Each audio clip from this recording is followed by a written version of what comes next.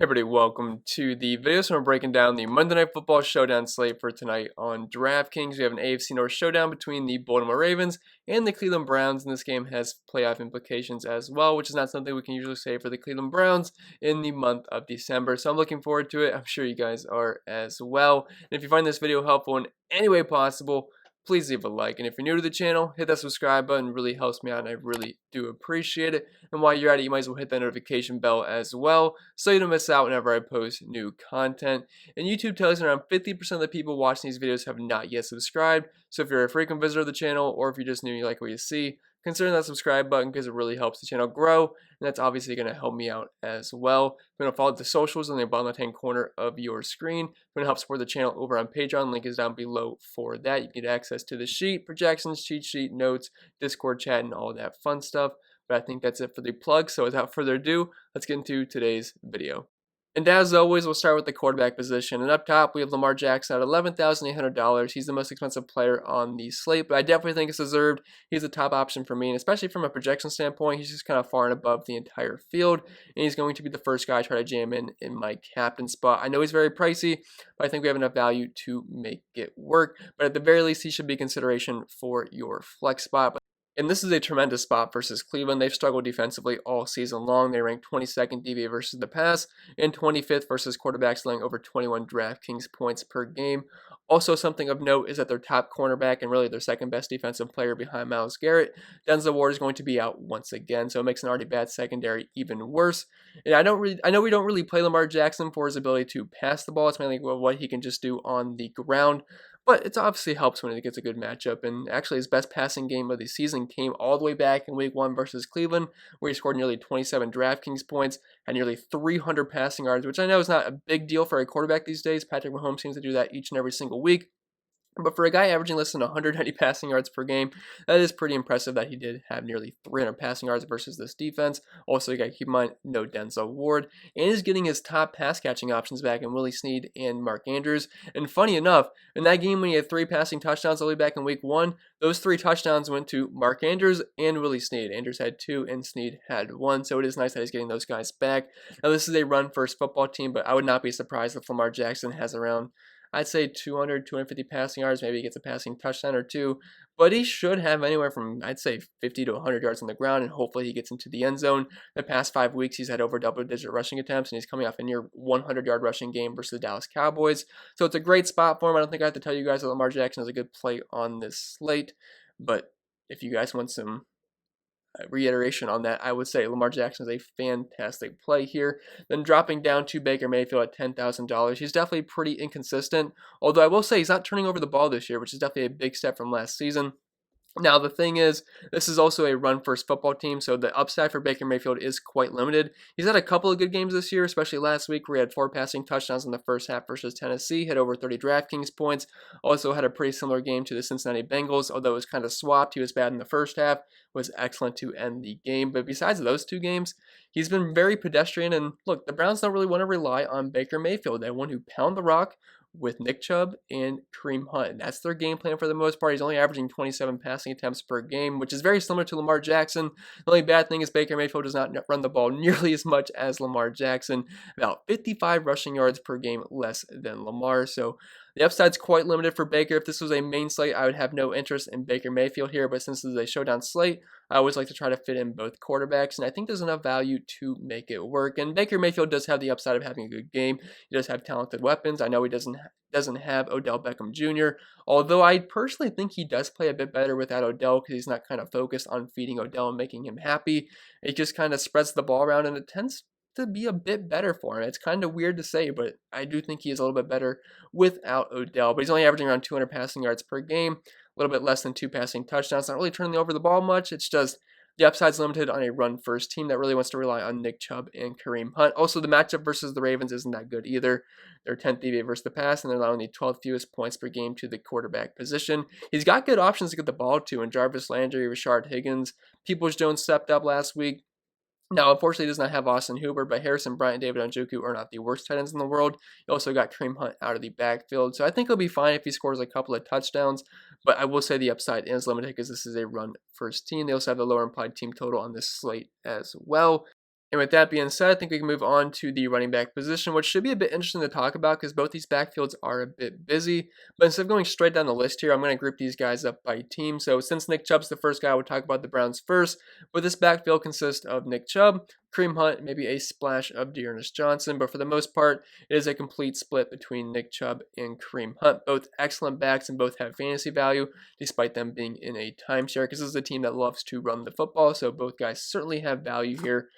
But looking at the snaps the past few weeks, Kareem Hunt, we'll start with him. He's at 58%, 54, 42, and 49.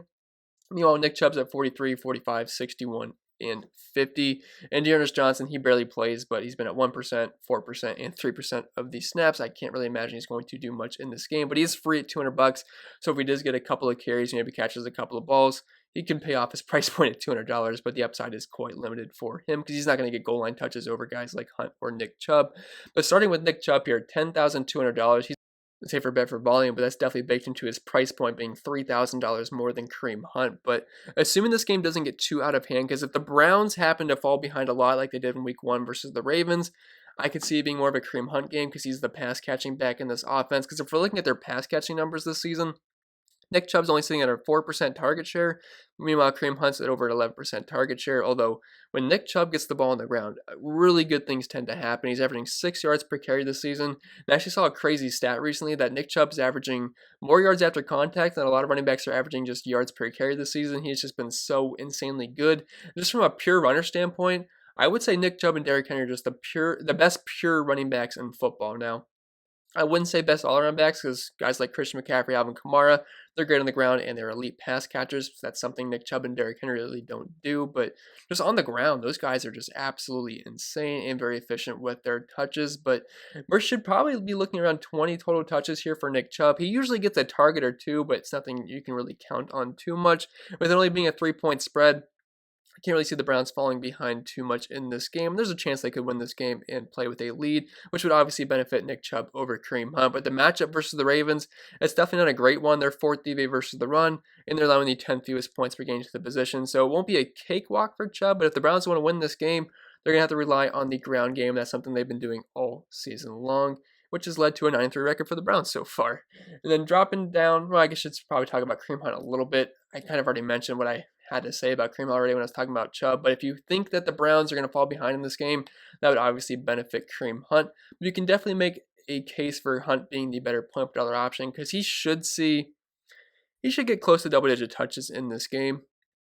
I mean, since week 10 when Nick Chubb returned, he had 19 carries, 13 carries, 10, and 14. Also mixing a few targets each of those weeks. So I'd say we're anywhere from around 10 to 15 touches from Kareem Hunt and $3,000 less than Nick Chubb.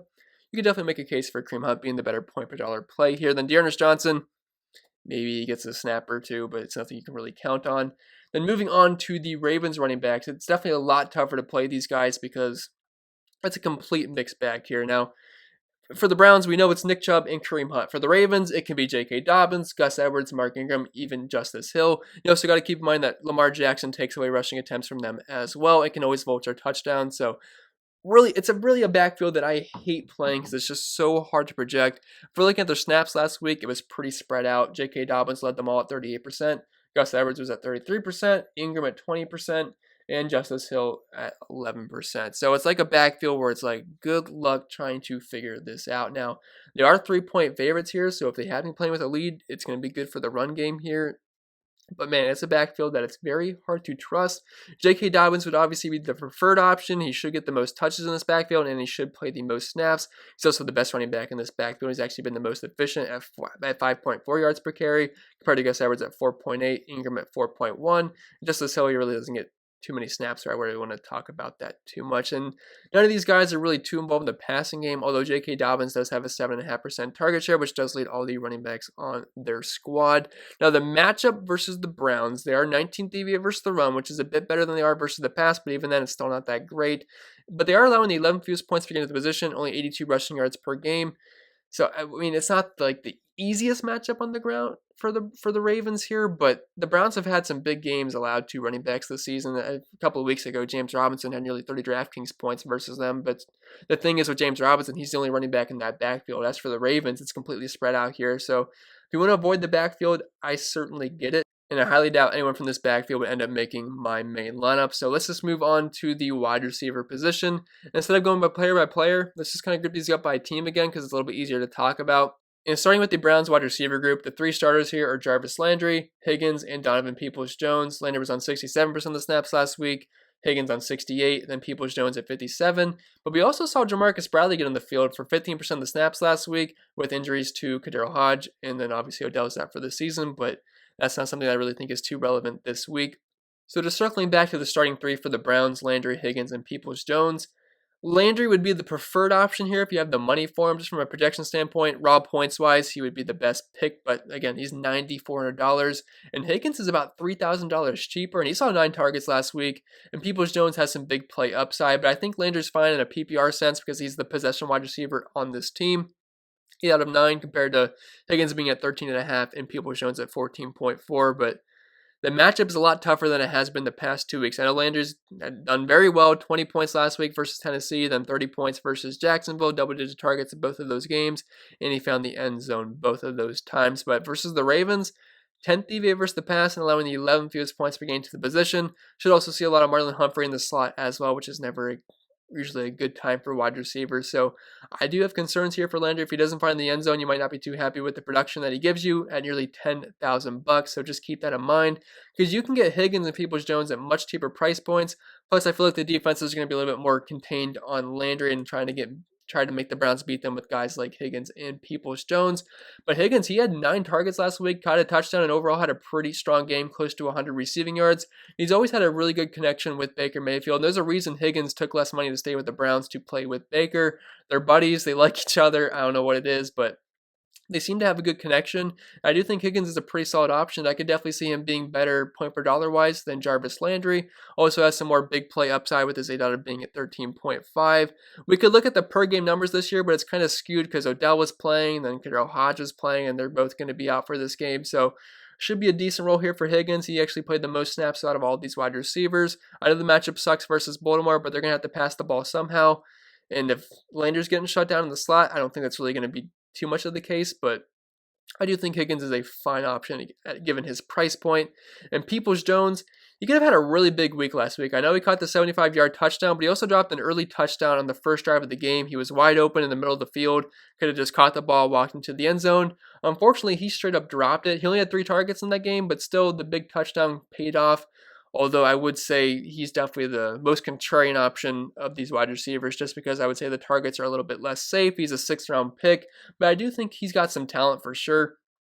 It's just the matchup versus Baltimore is not one you really want to use guys against. So I would say Higgins, he might be my first choice just because of the price point, then Landry, then Peoples-Jones, but I would say in terms of safety, I would say Landry, Higgins, Peoples-Jones. Then moving on to the wide receivers for the Baltimore Ravens. Keep in mind, this is a team that's averaging less than 190 passing yards per game, and also similar to the Browns, they're only averaging 200 passing yards per game. So I wouldn't say the wide receivers are absolute must-plays. I don't think you absolutely have to play them, but if you are, it's a really good spot for the Ravens. Much easier than the Browns going up against the Ravens secondary. The Browns secondary has been really rough this season. They're 25th versus wide receivers, and they're 22nd DVA versus the pass. Also, like I said with Lamar Jackson, no Denzel Ward, so that makes things a lot easier. But for the Ravens, they have Marquise Hollywood Brown and 2 guys that have the nickname Hollywood. Hollywood Higgins and Marquise Hollywood Brown, so that's kind of interesting. But we're getting Willie Snead back this week, who was kind of operating as the wide receiver 1 for Lamar Jackson when he was healthy before he went out with COVID. Then we have Miles Boykin, Devin Duvernay, Des Bryant still on COVID. And that's pretty much it for them. Besides James Prochet, whatever it is, he might get a couple of snaps here and there. But for the most part, it's Brown, it's Snead, it's Boykin, Duvernay, especially with Des Bryant being out. And looking to the last time the same exact wide receiver group played, we can look back to week 10. Marquise Brown led the team at 94% of the snaps. Snead was at 68, Duvernay was at 55, and Boykin was at 29. So let's just start off with the most expensive guy, and Marquise Hollywood Brown is $7,400. He is certainly a boom or bust play. He can easily bust, but he could always have a huge game versus the Cleveland secondary. And actually, all the way back in week 1 when they had Denzel Ward, he had over 100 receiving yards in that game. It was actually one of his better games of the season, but he is very inconsistent. He's a hard guy to trust. I would say he's better suited for tournaments than cash games. But on the year, a 40% market share of the team's air yards, the highest ADOT on the team at 14.1, and close to a 25% target share, but definitely been a really hard guy to trust this year. Now, Willie Snead below $6,000. I would say he's probably my favorite wide receiver to use on the Ravens if you got the money for him. And I say that like he's super expensive, but if you're spending it for a guy like Landry or Higgins, in addition to Mayfield, Lamar Jackson, and one of the Browns running backs, it might be hard to start. Might be kind of hard starting to fit these guys in. So we have to go for a cheaper wide receiver. But Snead was actually getting the most targets on this team for the wide receiver group, even over Marquise Brown, despite him having a much higher target share in the season. So I feel like Snead's a bit safer. He's more of a possession wide receiver with his ADOT being 8.8 compared to Marquise Brown at 14.1. So I actually do like Snead quite a bit, and I would say he's a better point per dollar option than Marquise Brown on this slate, but I just don't think he has that big boom upside of Marquise Brown, but I feel like his bust chances are a little bit lower.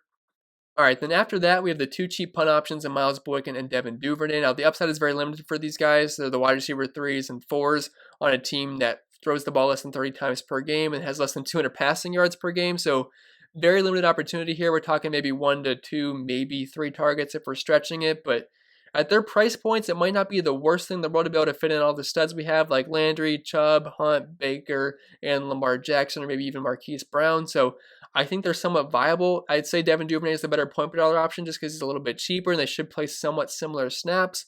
But very limited upside here, and I can't imagine they're going to do too much. If Duvernay catches like 2 balls, you'd probably be pretty happy given his price point. I wish they were a bit cheaper, like $800 or $600. Unfortunately, that's not the case here. But on the season for these guys, both around an 8% target share. Miles Boykin a slightly higher market share of the team's air yards, but both around 2 targets per game. So limited upside here, but it's a great matchup versus Cleveland. Then after that, I really can't recommend anything else unless we get some news on Jamarcus Bradley, because if he happened to play and get around 15 to 20% of the snaps, he is free at $200, but he did not register a single stat last week. So I would say very limited upside there, even though he is minimum price tag. Then moving on to the tight end position, it's kind of an easy one here for me. Let me remove this NA, it's going to bother me. But Mark Andrews is going to be back for the Baltimore Ravens, and I would say he's one of the top options on the slate. Now, that does come with a pretty hefty price point of nearly $9,000, but he did very well in this Week 1 matchup versus the Browns, and the Browns have not been good versus tight ends all season long. They rank 30th versus tight ends, meaning they're allowing the 3rd most points per game to the position, and they're 22nd DVA versus the pass, and Mark Andrews is the number 1 option for Lamar Jackson. And if you're going to use a pass catcher with Lamar Jackson, Mark Andrews is definitely the preferred option for me to build around.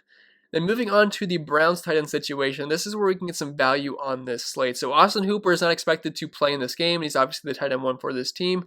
So that's going to open up some more targets and snaps for guys like Harrison Bryant and David Njoku. We've actually been in a similar situation like this season when Austin Hooper missed Week 7 and Week 8. So looking at the snap counts for when Austin Hooper was out, Week 7, Harrison Bryant saw 77% of the snaps, and then David Njoku was at 60%. Then Stephen Carlson was also involved with 17% of the snaps. Then in Week 8, Bryant at 80%, Njoku at 59%, then Carlson at 18%. But Njoku and Bryant are going to be the main pass-catching tight ends with a lean towards Harrison Bryant. In Week 7 versus Cincinnati, Bryant actually had 2 touchdowns in the game and scored around 25 DraftKings points at the bare minimum $2,500 that week. Njoku was the higher-owned tight end, but Bryant ended up shining in that game, although David Njoku still scored in that game. They had 3 touchdowns, 2 tight ends in that game. The Bengals have been struggling versus tight ends all season long. Now, the matchup versus Baltimore, how they've done versus Titans this season, they're kind of mid-pack, 17th in points allowed, 12.8 points per game, 50 receiving yards, and about half a receiving touchdown. Still an overall tougher matchup, but I think Harrison Bryant and David Njoku both are solid plays here.